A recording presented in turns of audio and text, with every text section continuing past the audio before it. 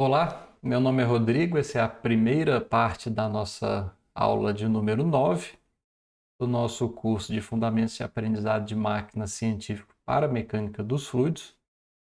E aí, essa aula ela abre, né, o nosso segundo módulo do curso e até então, né, só para a gente ter um overview do que foi feito, nós construímos um ferramental que inclui a própria álgebra linear, vetores, matrizes, conceitos como espaço-coluna, posto, autovalores, autovetores, normas, enfim. E aí hoje nós vamos estudar a parte de regressão. E aí pode parecer um tema um pouco modesto, né? Se a gente for pensar naquela visualização de uma reta que passa por uma nuvem de pontos. Mas na verdade essa é a porta de entrada, né, para quase tudo que vem posteriormente no nosso curso. Então, eu poderia citar aqui como exemplo, né, a própria decomposição em modos dinâmicos, que a gente vai ver à frente, né, descoberta de equações a partir de dados e, e as redes neurais, né, que é um conceito mais popular. E aí todas essas técnicas elas repousam, né, sobre a ideia simples que a gente vai expandir um pouco durante a nossa aula. E, e aí eu preciso justificar essa escolha, né, porque de fato não é arbitrário, né? Por que que a gente abriria, né, o nosso segundo módulo justamente com a parte de regressão? Então, porque basicamente, né, todas essas técnicas que virão no curso, elas podem ser lidas em alguma escala como um problema de ajuste. Então eu tenho dados, eu tenho medições ou então equações, e aí eu quero encontrar os parâmetros que façam o modelo casar com esses dados, né, ou equações. Então toda essa estrutura ela é tão genérica que ela reaparece disfarçada de outras mil formas. Então a gente vai ter a chance, né, inclusive, de ver alguns exemplos durante é, a nossa aula. E aí a gente tem essa lista, né, porque ela é quase que um mapa para o nosso módulo agora. Então a própria DMD, né, decomposição em modos dinâmicos, ela ajusta um operador que avança os snapshots no tempo. O SIND, né, ajusta poucos termos de uma biblioteca grande de funções candidatas, né, procurando uma equação mais simples capaz de explicar a dinâmica. E as PINs, que são as redes neurais informadas pela física, né, elas ajustam os pesos de uma rede para reduzir, né, ao mesmo tempo o erro dos dados e o erro da equação diferencial que modela esse problema juntamente com as condições de contorno. Então, reparem no que há de comum nisso tudo, né? Em todos os casos, escolhemos uma classe de modelos e procuramos os parâmetros que tornam compatíveis com os dados. Não só os dados, na verdade, como equações ou então, eventualmente, medições. Então, muda a riqueza do modelo, né? E essa essência eu vou sempre replicando ela ao longo dos métodos. E aí,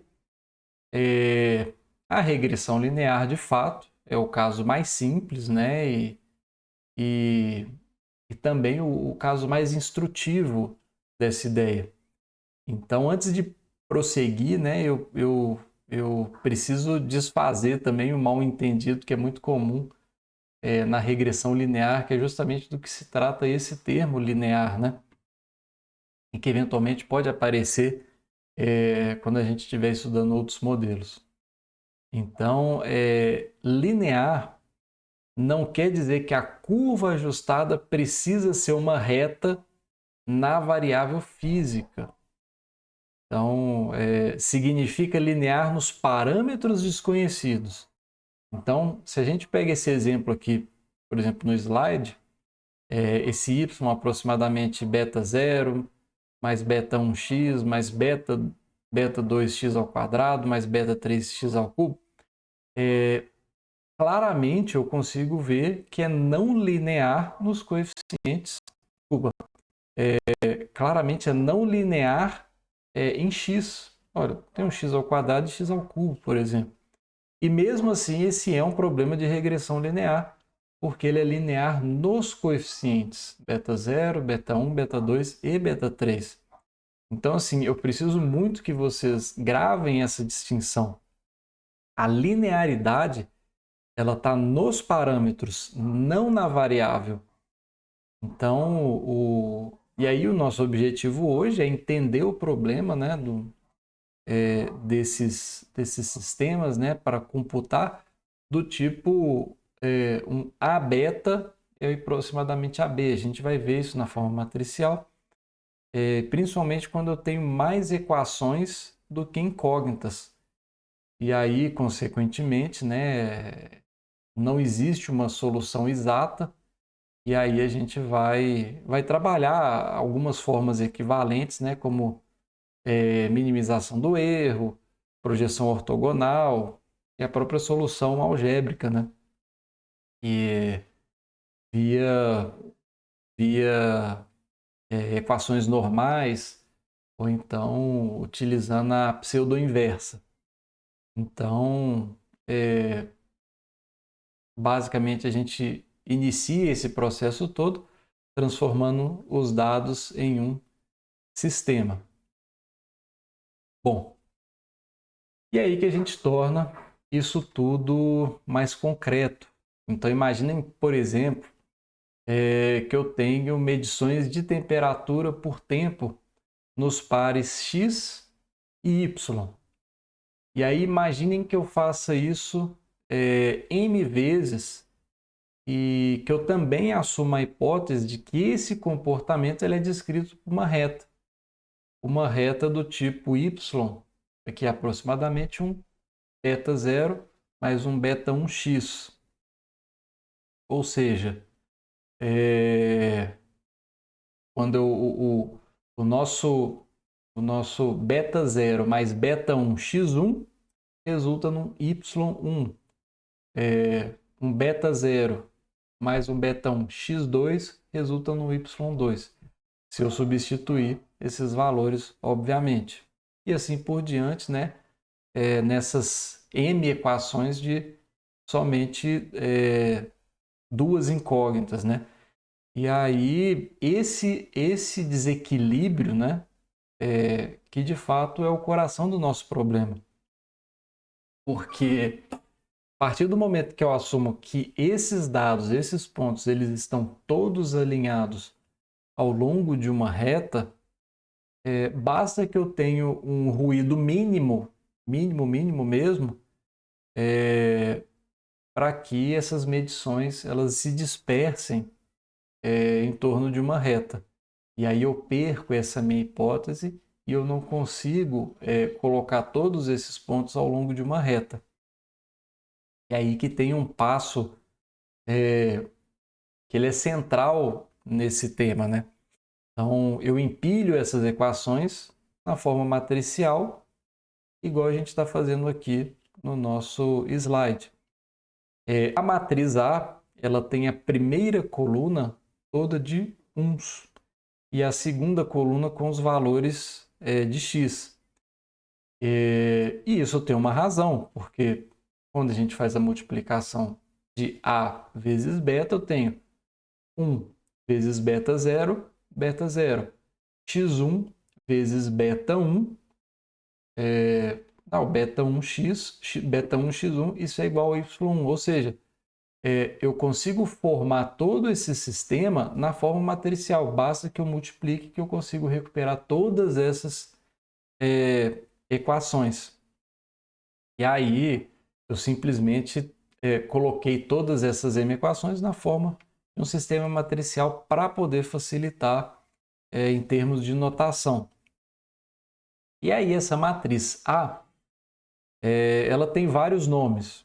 E, obviamente, dependendo do autor adotado, mas ela costuma ser chamada de matriz de projeto, uma matriz de desenho, matriz de regressão, enfim, depende do autor.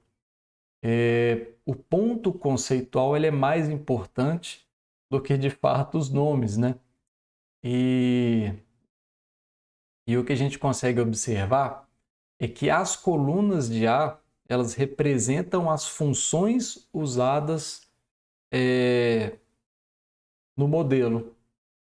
Então, para a reta, né, eu tenho uma função constante de uns e eu tenho essa função x. Então, se eu tivesse, por exemplo, um polinômio de grau d, né, seriam, então, eu tenho 1x, x ao quadrado, indefinidamente até o x elevado a d, né? Então, a estrutura do modelo, ela está literalmente escrita nas colunas. E aí, vejam essa condição aqui em destaque, né? A solução exata, ela existe se e somente se B pertence ao espaço coluna de A. Então, se B está no espaço coluna, eu consigo combinar essas colunas de A por meio desses coeficientes beta, de tal sorte que eu consiga coincidir esses valores e acertar em cheio no resultado, né? Caso contrário, nenhuma reta passa por todos os pontos e não é motivo de frustração, obviamente, né? Porque é aí que o problema fica mais interessante. Então, reparem bem nesse produto A beta, né? Que é, por definição, uma combinação linear das colunas de A, sendo beta os pesos. E aí essa mistura, ela necessariamente vive dentro do espaço coluna de A. Então, e aí quando a gente pensa em fazer uma regressão, é como se a gente estivesse fazendo a seguinte pergunta: como que nós combinamos as colunas de A para chegar o mais perto possível de B? Lembrando que B, né, representa aquela solução, que seriam os valores de Y, né? E aqui a gente tem dois cenários. Então, se B pertence ao espaço coluna de A, há necessariamente uma solução exata. Então, eu consigo encontrar os pesos certos e eu acabo acertando B sem nenhum tipo de resíduo, né? Resíduo zero. Mas esse, de fato, é o caso mais raro, né? Muito difícil que a gente consiga modelar exatamente, né? Achar esses pesos de tal sorte que o resíduo seja zero. O caso mais próximo da realidade é quando B, de fato, não pertence ao espaço coluna. E aí, com mais equações do que incógnitas e ruído de medição, é praticamente impossível que todos os pontos caiam sobre uma reta, né? Tomando por base o nosso exemplo. E aí não existe solução exata. E a nossa pergunta ela passa a ser outra. Já que eu não consigo acertar B, qual que é o valor de A beta mais próximo que eu consigo construir dessa solução? E aí, ou seja, né? Como que eu consigo construir uma aproximação com o menor erro possível? É exatamente o método dos mínimos quadrados. E assim, todos esses pontos a gente já tinha visto, né? É uma linguagem da aula 2, que a gente faz uma revisão da álgebra linear. Então, se eventualmente tiver alguma dúvida, vale a pena voltar lá. E aí que a gente chega nesse problema dos mínimos quadrados. Então, vamos tentar, então, né, formalizar esse conceito E por enquanto até agora foi puramente intuitivo, né? Então o primeiro passo que a gente precisa fazer é quantificar esse erro de ajuste, que é basicamente esse vetor. É o E é igual a B menos a beta, ou seja, é a diferença entre o real, que é o nosso B, e o que a gente está aproximando, que é o A beta. Então, o método dos mínimos quadrados, ele vai escolher o beta que minimiza a soma dos quadrados dos resíduos. E aí eu chamo ele com esse beta com um chapéuzinho, né? É a norma ao quadrado, né? Então, assim, é exatamente essa soma. Então, eu pego cada resíduo que eu encontro, pela aproximação menos o valor real, né? Eu elevo ao quadrado e vou somando. Então, e esse argmin, a gente lê ele da seguinte forma, né? Nós queremos o argumento que minimiza. E aí, no caso, o nosso argumento é o beta, né? E é importante que a gente não confunda um ponto. Eu não estou procurando o menor valor de erro. Eu estou procurando o valor de beta que produz esse menor valor de erro.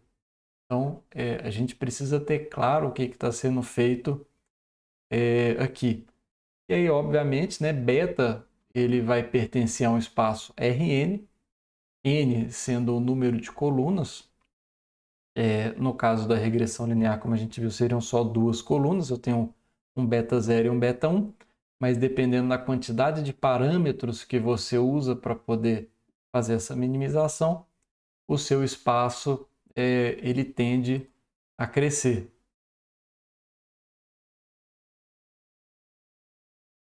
E aí o que fica de pergunta, e é extremamente relevante e às vezes passa batido, é por que eu uso essa norma ao quadrado e não utilizo uma outra norma qualquer? E aí aqui eu coloco os prós e contras, né? Com esse erro ao quadrado que a gente está utilizando, né?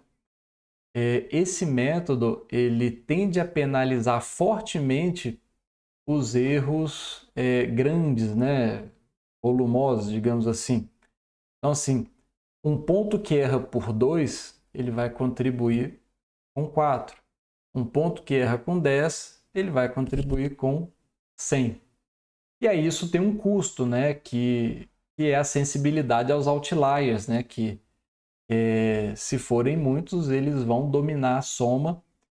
E aí eu tenho que tomar muito cuidado com os meus dados. Já a norma L2, ele nos leva a um problema, né, convexo, com uma geometria bem mais limpa, né, e o mais importante é que na norma L2 eu admito uma solução fechada quando a nossa matriz A ela tem posto coluna completo. Em outras palavras, né, todos os vetores colunas são linearmente independentes. E por último, tem a norma L1, que é a soma dos valores absolutos, né? Ela tende a ser mais robusta aos outliers. E a L infinito, né, que ela vai fazer um controle, né, do maior desvio, né, ou seja, né, o pior caso. Mas nenhuma dessas duas a gente vai ser contemplado com a solução fechada. Então acaba exigindo da gente, né, um problema de otimização. E aí por isso que a nossa norma L2 ela tende a ser uma ótima opção para poder tratar esses casos.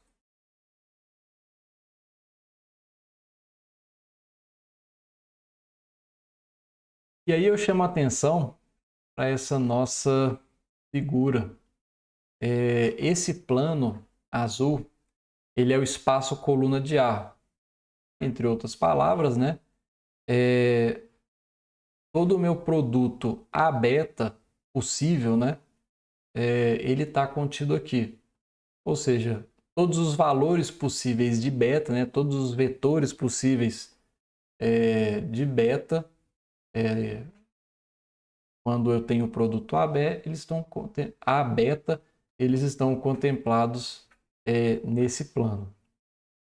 E aí, por mais que eu mexa nos parâmetros, eu nunca vou sair desse plano, porque ele é tudo que esse nosso modelo consegue produzir.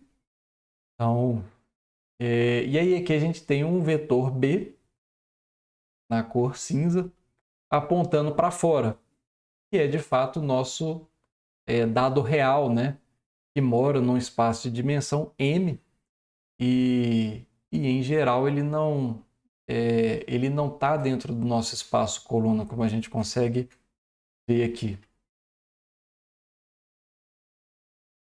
E aí na figura, o que eu consigo perceber é que esse nosso erro, que é em tracejado vermelho, ele é perpendicular ao nosso espaço coluna A. Por que ele é perpendicular? Se a gente pegar esse vetor P, né, ou esse ponto P que é composto de A beta, beta chapéu, lembrando que o beta chapéu ele já é a minimização, né? Eu tenho puramente a projeção ortogonal de B sobre o espaço coluna. E aí, para que P seja o mais próximo possível, o erro precisa ser perpendicular ao plano. Então, se eventualmente eu tivesse alguma inclinação dentro desse plano em relação a esses dois vetores, necessariamente haveria uma direção em que eu poderia escorregar e chegar um pouco mais perto, digamos assim. E aí, essa condição de perpendicularidade, ela é literalmente a condição de mínimo. Então, dizer que o erro é o E menos BP, e esse E entendam como um vetor, ele de fato é um vetor, porque é B menos P, então eu tenho esse vetor E, ele é ortogonal ao espaço coluna, e isso equivale a dizer que ele é ortogonal a cada coluna da matriz A, porque afinal de contas a nossa matriz A é que gera esse espaço. E aí, isso tudo se escreve da seguinte forma. Como A transposto é igual a zero, só relembrando esse ponto aqui, né? Cada linha de A transposto é uma coluna de A. Eu peguei a transposta. E esse produto ser zero significa que eu estou fazendo cada coluna vezes o produto escalar de cada coluna vezes o nosso vetor erro. Só que a gente vê que eles são perpendiculares, né? Cada coluna de A é perpendicular porque estão todos contidos nesse plano e o erro é perpendicular. Então, necessariamente, esse produto aqui, ele nos retorna um vetor zero. E aí, quando eu substituo o E por quem de fato ele é, né? Que é B menos A vezes o beta chapéu, eu obtenho essa equação. E aí, distribuindo, né, eu chego nesse resultado central, que é o A transposto A beta chapéu igual ao A transposto B, que são chamadas as equações normais. E aí esse nome ele não é acidental, né? É normal porque é sinônimo de perpendicular, né? Por conta do erro. E elas expressam justamente que o erro residual é normal ao espaço de aproximação.